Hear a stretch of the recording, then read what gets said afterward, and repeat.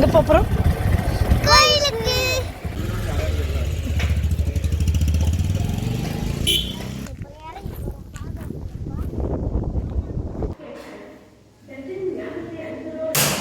நல்லா சாமி கும்பிட்டியா?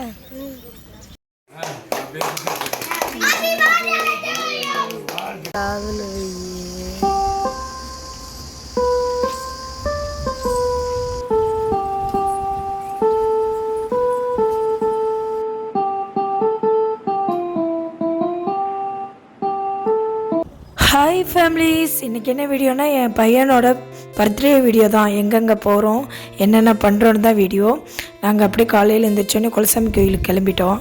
இது வந்து கனவா பாதை. இந்த பாதை வந்து தேனி டு மதுரை போகிற ரோடு. இந்த பாதையில் போனால் கொஞ்சம் ஸ்லோவாக இருக்கும், வேகமாக போயிடலாம். அப்படி கிளம்பிட்டோம். கீழே போய் மல்லப்புரத்தில் என் ஹஸ்பண்டோட ஃப்ரெண்டு கடை தான் இது. இந்த அண்ணன் ராமலிங்க அண்ணன், அந்த கடையில் போய் பூ வாங்கி வச்சுட்டு அப்படி கிளம்பிட்டோம். கோயிலுக்கு தேவையான மாலை எல்லாமே வாங்கிக்கிட்டோம். அப்படியே போயிட்டு இருக்கும்போது ஹாப்பியாக இருக்கியா?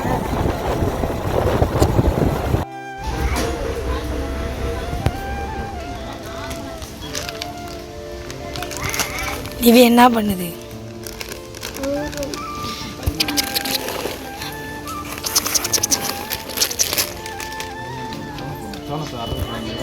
தம்பி வந்து நடுவில் உட்காந்து வகுறு வலிக்குதுன்னா அதனால் பாப்பாவை மாற்றிட்டு தம்பியை முன்னாடி உட்கார வச்சிட்டோம்.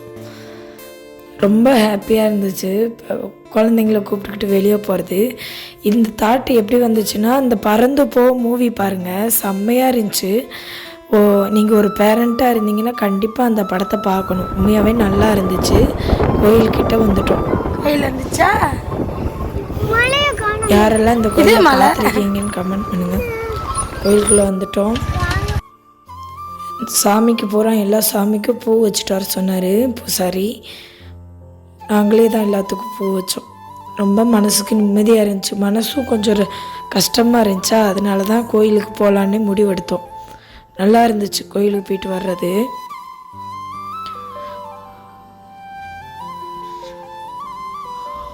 என் பையன்தான் இந்த வீடியோவை எடுத்துகிட்டு இருந்தான். நான் கட்டியிருக்க சேரீ வந்து நான் என் கிளாரா புட்டிக்கோடது, எங்களோட சேரீ தான்.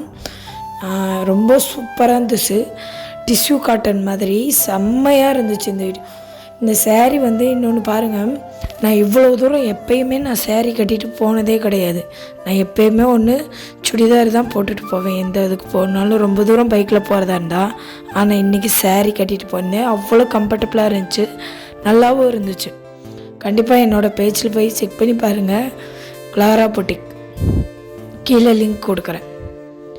நல்லா இருந்துச்சு. நைட்டு வரைக்குமே நான் இந்த சேரீயை கட்டியிருந்தேன். ரொம்ப கம்ஃபர்டபுளாக இருந்துச்சு. இதில் கலர்ஸும் அவைலபிளாக இருக்குது. அப்படியே எல்லா சாமிக்கும் போட்டுட்ருந்தோம். அது பூ போடும்போது அவ்வளோ மனசுக்கு நிம்மதியாக இருந்துச்சு. நிறைய யோசிக்கிறத விட்டுட்டு மனசு கவலையெல்லாம் போயிடுச்சு. உங்களுக்கு ஏதாவது மன வருத்தம் இருந்தால், ஏதாவது மனசு கஷ்டமாக இருந்தால் வீட்டுக்கு பக்கத்தில் இருக்க கோயிலுக்கு கூட போயிட்டு வாங்க. கண்டிப்பாக உண்மையிலே மனசு ரிலாக்ஸ் ஆகுது. அப்படியே கொடி மரத்துக்கு பூ போட்டுட்டு கோயிலுக்குள்ளே சாமி கும்பிட போயிட்டோம். சேம் பண்ணி சாமி கும்பிட்டுலாம். எங்கள் கோயில் பூசாரி வந்து அவ்வளோ படித்தவங்க. அவர்கிட்ட பேசும்போதே நம்மளுக்கு மனசு அவ்வளோ ரிலாக்ஸாக இருக்கும். நிறைய ஐடியா கொடுப்பாரு. அதாவது நம்மளுக்கு குறிமறிலாம் கிடையாது. அவர் படித்ததுனால நிறைய கருத்து சொல்லுவார். அவர்கிட்ட பேசினாலே ஒரு தெளிவு கிடைக்கும்.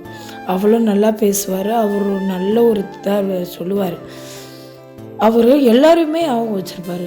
எல்லாரோட குடும்பம், எல்லாரோட பேர் அவ்வளோ ஞாபகம் வச்சுருப்பார். இவ்வளோ பேர் இருக்காங்களா குலதெய்வ கோயிலுக்கு, நிறைய பேர் இருக்காங்க. எல்லாரோட குடும்பத்தை பற்றியும் தெரிஞ்சிருக்கு அவருக்கு. எல்லாத்த பற்றியுமே பேசுவார். அவ்வளோ ரிலாக்ஸாக இருக்கும். அவர்கிட்ட போயிட்டு வந்தார். அவர்கிட்ட பேசினாலே கொஞ்சம் நல்லாயிருக்கும். அதனால தான் கோயிலுக்கு போனோம். பிள்ளைங்களையும் நல்லா ஆசீர்வாதம் பண்ணார். நல்லா இருக்கணும், நல்லா படிக்கணும்னு. மனசுக்கு கொஞ்சம் நல்லா இருந்துச்சு. அப்படியே கும்பிட்டு வச்சதோடு உட்காந்துருந்தோம். அப்புறம் கிளம்பிட்டோம் கொஞ்சம் நேரத்தில். ஏன்னா ரொம்ப தூரம் ட்ராவல் பண்ணணும். குழந்தைங்கள கூப்பிட்டு பைக்கில் வந்ததுனால அப்படியே கிளம்பிட்டோம். நல்லா சாமி கும்பிட்டியா? ஹாப்பி?